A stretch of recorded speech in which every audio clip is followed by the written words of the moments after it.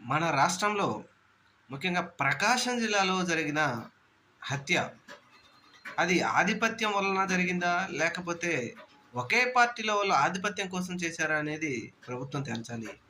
ఈ హత్య వీరయ్య చౌదరి తెలుగుదేశం పార్టీకి సంబంధించిన వాళ్ళు ఆధిపత్యం కోసం ఈ హత్య చేశారని పోలీసులు తేల్చడం జరిగింది. అయితే ఎవరు చేసినా హత్యే. అది తెలుగుదేశం పార్టీ వాళ్ళని చేసినా, ఇతర వాళ్ళని చేసినా తప్పు తప్పే. వీరయ్య చౌదరిని హత్య చేసినప్పుడు, ఆయన చనిపోయినప్పుడు ముఖ్యమంత్రి గారు గానీ, లేకపోతే పార్టీకి సంబంధించిన పెద్దలు, హోంమంత్రి అందరూ గూడా అక్కడికెళ్ళి ఆయనకు నివాళులర్పించారు. నివాళులు అర్పించడంలో తప్పేం లేదు.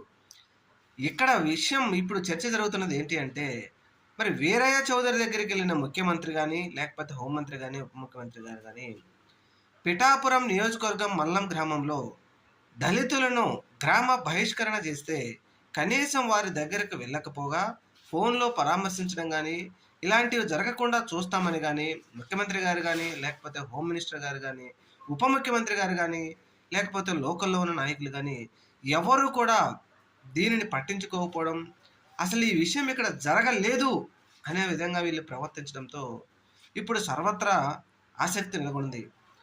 అంటే ధనికులు, అధిక కుటుంబాల వాళ్ళు అయితే ఒక విధంగా, పేద బడుగు బలహీన వర్గాల వరకైతే ఒక విధంగా ప్రభుత్వం స్పందిస్తుందా అనేది ఒక చర్చనైతే నెటిజన్లు లేవనెత్తారు.